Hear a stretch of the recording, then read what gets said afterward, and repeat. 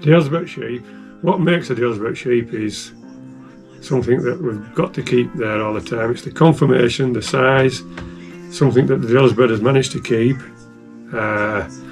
Good on the legs and bright, good colouring.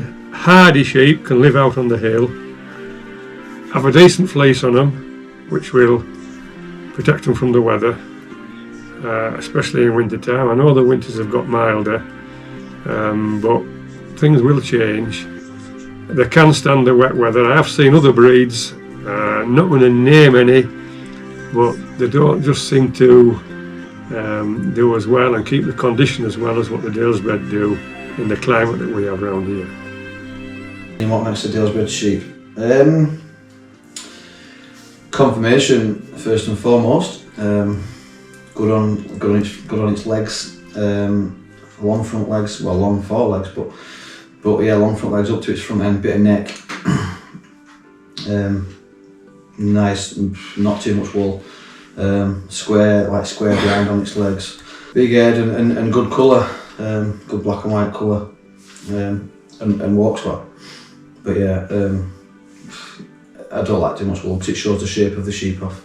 It's better to the front, a bit more style. They've always lived on the fells. I mean, nowadays, there are very few true hill sheep. You see, they didn't feed them in those days, unless it was desperate, and then they only give them a bit of hay. I worked at Pennigant House for a summer when Billy Mason was there. My father and him were colleagues on War Ag committee, you see, at Settle, and I think they were probably short of a man for summer, and my dad thought it'd be a good experience for me. And their sheep were never fed progging or anything like that. Dalesbred wool. I like to have a little bit of wool on my sheep, not too much. When we started breeding the Dales mules, all I kept saying when we went to the meetings is we need to get the wool off them. 20 years ago with too much wool on them. Well, John Liddell was the king of the Teeswaters, and he liked this pearly wool on Dalesbred. They had to be pearly, you know, and they used to breed the best Masonlands in the country. Somebody once said he could have, with his Teeswaters, he could have sold a dead one. And that's going a bit, but that's what some people wanted. Well, that wasn't my style. I wanted something a bit harder in the coat. I don't like much of it at all. I think it's dragged us back as a breed for quite a while, or for, well, as long as I can remember probably. So I think as long as it's weatherproof and well weatherproof, tight, there's no reason to have much of it at all. I think other breeds sort of use it as a tool to knock us back. When you mention about the fleet, about a Dalesbred, they'll say there's woolly. So I don't. As long as they've got to be weatherproof, watertight, windproof, and apart from that, as long as it's weatherproof, so they can hold the flesh better and look after themselves. That's enough. I don't want any fleece on anything really for me at all. You know, I didn't. But they're nice if they look lovely. These pearly coated ones. They used to have them wooled at floor, you know, once on a day. Pearly are. Pearly are, yes. Somebody said it was best up there's ever been, and somebody said it ruined the Dalesbred Sheep Breeders Association. So there you are. I wouldn't know what's true and what isn't true. They have managed to breed them with less wool on. My worry is that they may just go too far with it. They still need to have a Dalesbred fleece. They need to have that little bit of curl in it. There needs to be a top coat and an undercoat to protect them from the weather. But it doesn't want to be a long coat, it wants to be relatively short. And it is a nice fleece.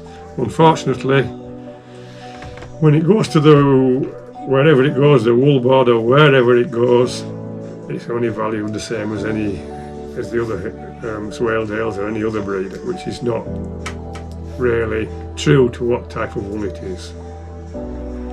But I do like to see a Dalesbred sheep with a nice even fleece on it and clean. They don't want a lot of black in it, they want to be clean.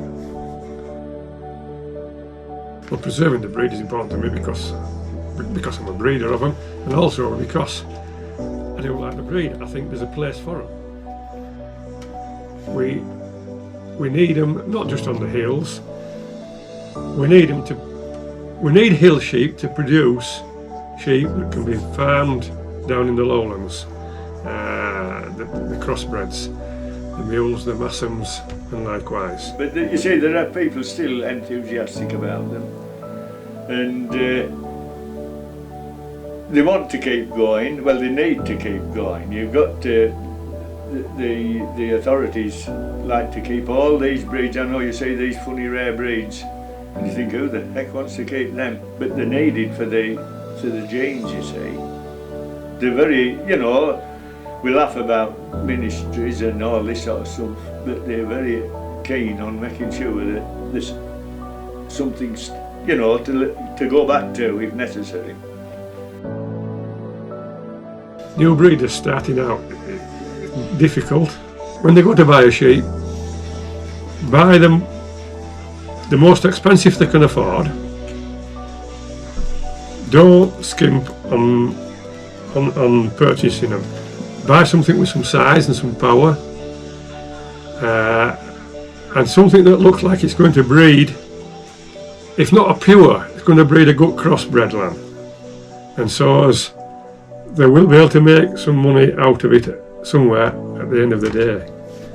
And at the end of the day, a show sheep is only the opinion of the man that's there judging. But we do like to encourage these young ones to go to the shows. It's great to see them there, and the enthusiasm that they have is brilliant. Buy the best you can off some of the best breeds, and you will be alright. You will succeed. Spend some money. Yeah. Something that is hard to find nowadays. Why did we choose Dalesbred sheep? Well, why did I choose Dalesbred sheep? It's because it was the only breed we had really on this farm when I left school. So, and then we started showing sheep a little bit when I was probably 12 or 13 years old, and I got hooked on, got quite keen on showing back in them days. So yeah, it was the only breed we had at the time. But Father chose the Dalesbred sheep because there were a lot of Dalesbred sheep round about in the Dale at the time, and he liked the way that they survived in the cold weather. Well, my connection with Dalesbred sheep goes back to my father's time. He had a small flock of sheep on Ingleborough, Dalesbred sheep. He would start with them in the 30s. I can vaguely remember sheep with like sixpences in the horn. They used to crown ewes in those days. They only do tucks now. And they used to put like a sixpence in the horn with the Dalesbred wheel on, Yeah. And I can vaguely remember those. I'd only be 6 or 7 or 8 then. And of course, as you get older, you come to understand what he's trying to do to breed better sheep. And I went away to work for 7 or 8 years, but I was always interested, and if you had the sheep in at home, I used to always go and look at them. And I used to go to Lancaster Show because I was working down in that area. I always go and watch them judging the Dalesbred sheep because we got a day off at the farm I worked at to go to the show. And so I was always interested. And when I finally came home, well, I was more interested, you see, and I used to go do the gathering. I used to go up Ingleborough and do the gathering that my father had done previously.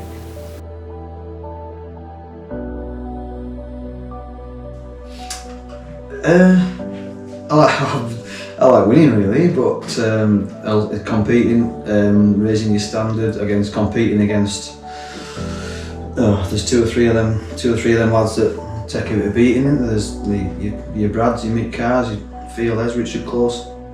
You know, so it's set the standard, and you've got to try and match them on if you can. So it's a good way of knowing what sort of level you're at, I think. Yeah. That. Do you enjoy dressing them? Yeah, sometimes. Yeah, I do quite enjoy dressing them. Yeah. Yeah. What to say to that? Because people think I've done a lot. I know it's all part of the job. I used to, if I was selling anything, I used to say, well, I put out on, but I might have taken a bit off. You had to a lot of work beforehand, getting them ready and making sure they looked at their best before they got there. Something that I enjoyed doing. One thing that I really have enjoyed doing was when we went to Scotland with the fat lambs, with the Dalesbred weather lambs. Going up there, I did think that we were just starting to probably do a little bit of good, but unfortunately it moved from Edinburgh, did the Scottish Winter Fair up there, and it sort of all came to an end really. But I did enjoy doing that. Likewise, when we went down to Smithfield and showed down there, that's maybe the highlight of showing the fat lambs for us, the Dalesbred weather lambs down there, when we won the what was it, any other hill breed championship down there with them. A great success, and they looked well down there. And again, that might still have been going on, but Smithfield finished as well. So maybe when the Dalesbred goes to these things, it's not good because they don't go on for long afterwards. The Scottish Winter Fair is just the same as what it's like the English Winter Fair. It's like Smithfield was, just the same as Smithfield. They used to do it up at the Scottish. I can't think of the name of the where the Scottish Edinburgh show is, the showground there at Edinburgh, and it was a social gathering, but a show of all fat stock, cattle, sheep, pigs, turkeys, everything else. It was a fat stock show, same as what Smithfield used to be. And the Dalesbred did look well when they went to these places. They were not a disgrace, and we were just, people was looking at them. Well, the first time I judged at all was at Hellifield, Bentham and Hellifield took sales, along with Dennis Campbell, and the night before I didn't hardly sleep. I was nervous. I maybe didn't, thinking now, maybe not just do what I should have done. I judged the sheep, and it was my opinion at the end of the day, and I put up what I thought was good, was right. If I knew what I knew now, I probably would have done different. It was nervous, but you've got to start somewhere. And I thought it was a good exercise for somebody to judge. You'd got to put your thoughts and judgment in front of everybody, and it wasn't always enjoyable because you were nervous, but it gave you a bit more confidence about things. The most rewarding part is at the end of the day, when you've finished all the breeding and what have you, you've got something that you can look at that you're proud to own, and that's what's the rewarding bit about it. We're all proud folks. We're proud to look at what we've got in the field and what have you. And it's grand when you go out and you look at something and you say, well, I've bred that, I'm proud to have bred that, and I'm proud to be a part of the society. I enjoyed my farming because I liked to look at what I'd got.